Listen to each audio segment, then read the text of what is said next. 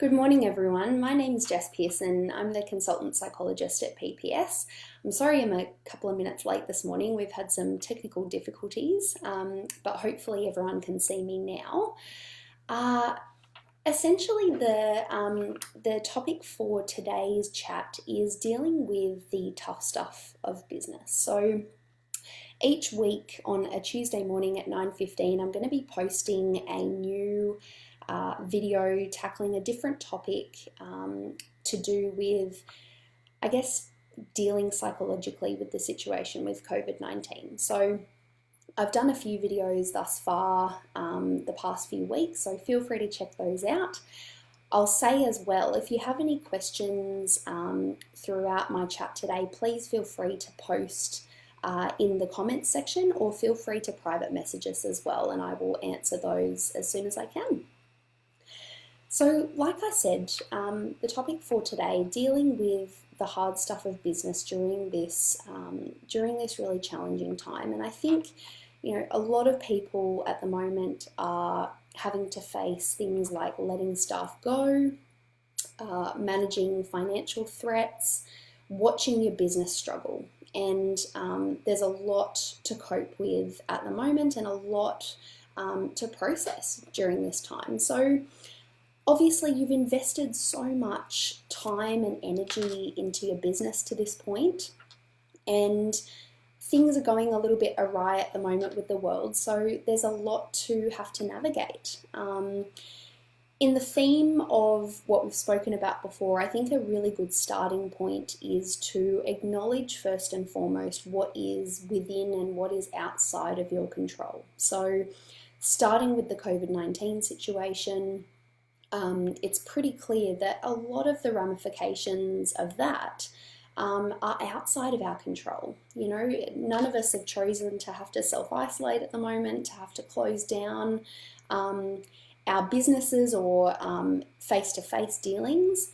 And so acknowledging that and all of the sort of flow-on effects of that is a good place to start. It's nobody's fault at the moment that there are changes to business, and I think that's a really important thing to acknowledge at the beginning, and that this is something that is affecting businesses all around the world right now. So with all of that in mind, I thought today I would provide sort of 3 main tips as to how you can navigate these complicated times in a way that is within your control. So things that you can be doing to ease the burden of the situation. Like I said, please feel free to post any questions that you have, and I will answer them as soon as I see them. So the first tip for today is essentially taking a look at the way that you're thinking. So sometimes when we experience really strong emotions, our brains are subject to biases in our thinking. The problem with this is that the biases can just make our emotions much, much harder to handle, and it might cause us to make decisions that we wouldn't otherwise. So really impulsive decisions based on those strong emotions. So some examples of the biases that we can have in our thinking are, first of all or nothing thinking. So this one is quite common, and relating this back to businesses, it might be something like, if I've had to let one staff member go, I'll soon end up having to let them all go. So that's an example of all or nothing thinking. Number 2, personalising. And again, this is one that would be completely understandable in the current climate, but something to be really mindful of. So things like, it's my fault that my business is failing. It's all my fault. That, as you can imagine, will really contribute to some strong emotions. And third of all, disqualifying the positive. So not acknowledging any of the positives that you have tried to sort of acknowledge in the situation, or things that you've done that might be trying to help your business, and just really focusing on the things that aren't working so well. So one example of that might be, I haven't done anything right trying to navigate this situation. you can imagine with each of these thinking styles that it is more likely to result in you feeling negatively. So it could be that you're experiencing increased guilt, sadness, anxiety, and based on these emotions, you might be more likely to, like I said, behave in ways that you wouldn't normally. So you might get really frustrated with your staff or your family. You might be sort of seeing less opportunity for new ideas in business, or you might sort of be throwing the towel in too early as a result. So the question is, what can you do about it? And what I would say first and foremost is ask yourself, what is the evidence for this particular thought? So let's take the example of it's my fault that my business is failing. Ask yourself, what bits have you had control over, or which bits haven't you? Once you have sort of reevaluated the evidence of this, then you can ask yourself whether there's an alternative way of thinking that takes into account all of the evidence of the situation. And one way that you can do this is imagine yourself as an outsider looking in. Again, when we have these thought biases, it can make it really hard to see the situation for what it is. So imagining yourself as somebody watching this from afar, what is the evidence related to that particular thought? And is there evidence that you're, for example, discounting? Another question that you can ask yourself is, if this was a colleague of mine in this situation, would I view it differently? So obviously a lot of businesses have, and especially in rural and regional areas, you have other business owners who you often reach out to for support and advice. You might be collaborating quite often with them. And so this is a helpful way of really acknowledging whether there is a bias present there. So if this was a colleague of mine, would I view it differently? If so, how would you view it? And see if you can change your style of thinking based on all of that evidence as well. So that's the first tip, really taking a look at your thinking styles, whether there are any particular biases in your thinking, and using some of those strategies to help with ways to view the situation differently. And what that will do is hopefully it will decrease the strength of those negative emotions, and you might be in a better position to navigate your way through problem solving. Number two, so like I said, there are three tips and tricks that I'm providing today. The second one is actually allowing yourself time, and sometimes for business owners this is literally putting it in the diary to process the negative emotion that you're feeling at the moment. So it is valid, whether it is anger, guilt, shame, sadness, grief, whatever it is. This is your business baby, and if it's struggling, it's understandable that you'll be having a hard time as well. We know in psychology that there are sort of more adaptive and less adaptive ways of handling strong emotions. So one of the less sort of adaptive, less helpful ways is suppression, what we call suppression. So this is pushing down the strong emotion. And it's almost like, I like to give this example with my clients sometimes. It's almost like if you imagine this mug, and it's filled with tea at the moment, but imagine that each bit of information or emotions that you are trying to suppress is a little bit more tea in that mug. And over time, you might be coping reasonably okay, adding a little bit more tea, but at the end, there's going to be a point that it's going to overflow.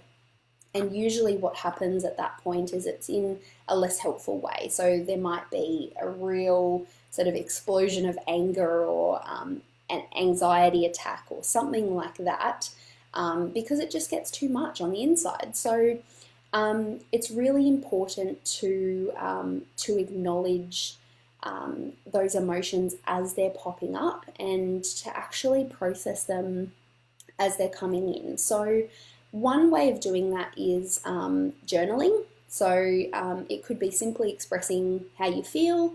It could be writing a letter to yourself, for example, in the way you might a loved one, sort of really showing those bits of self-compassion that I spoke about last week.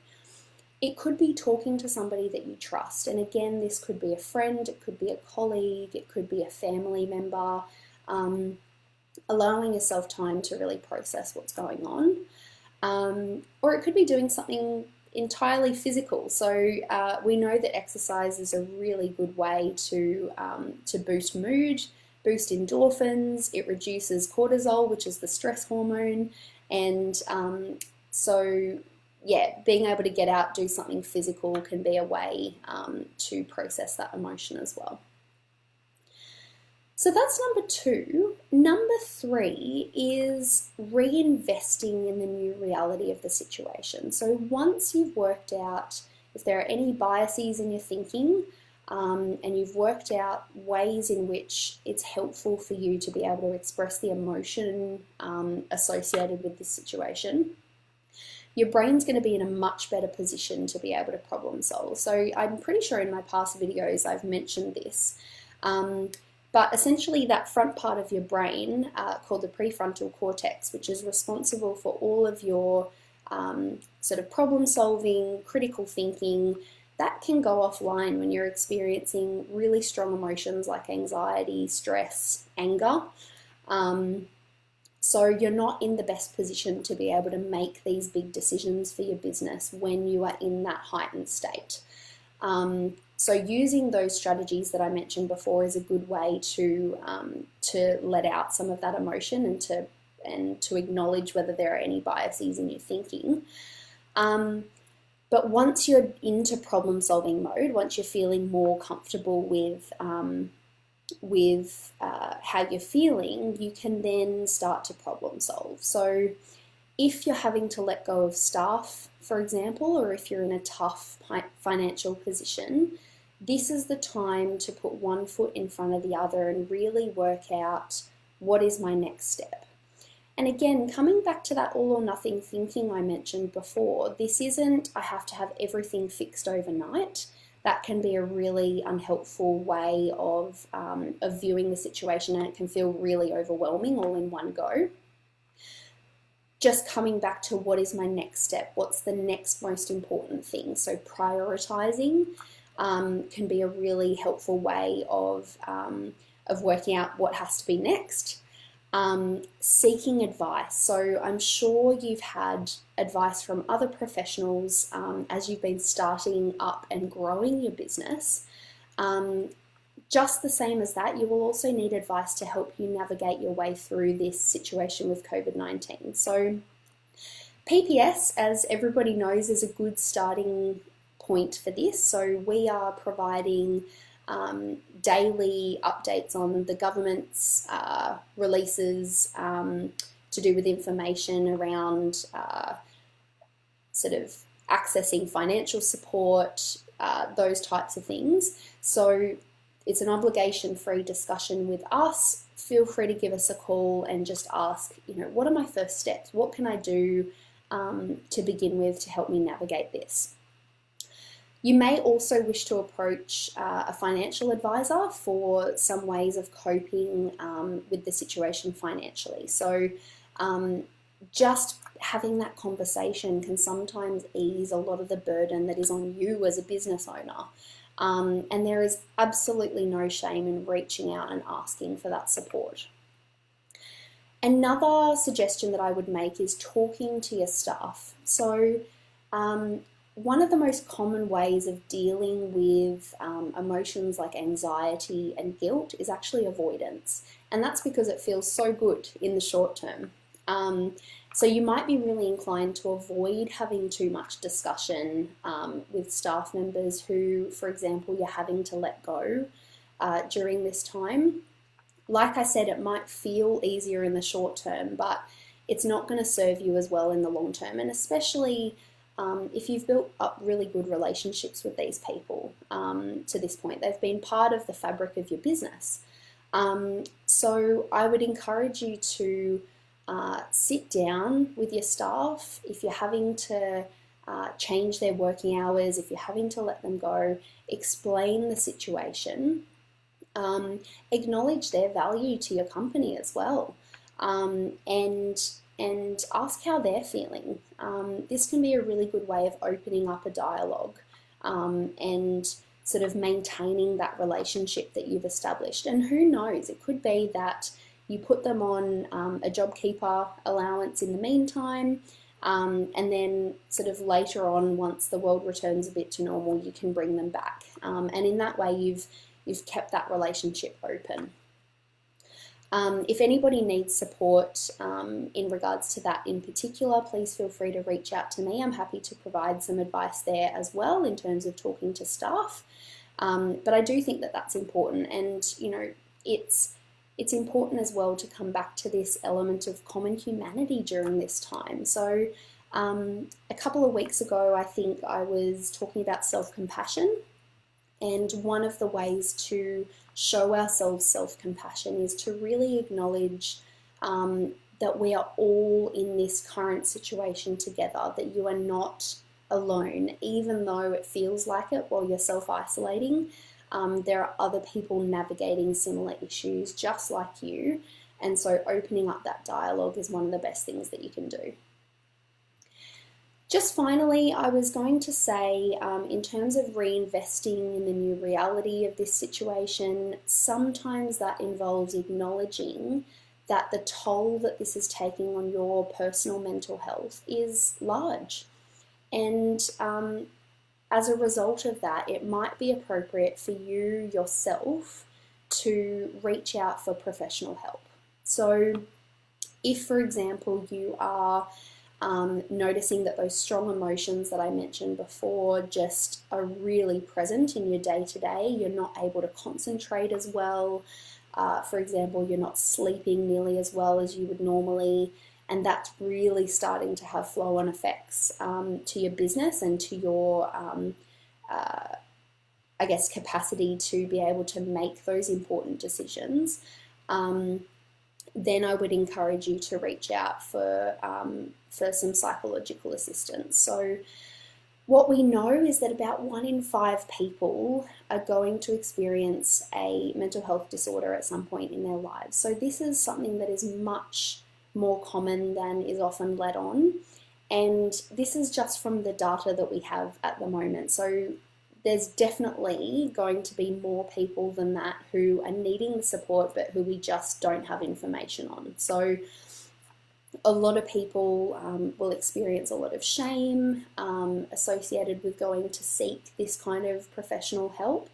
But honestly, regardless of whether you have a mental health diagnosable disorder or not, it can be a really helpful way of just giving yourself the space to process everything that's going on. And once a professional is in on it, it can ease a lot of that burden on you as well. So in terms of what you do about that, I would say go and visit your GP and have an initial discussion there.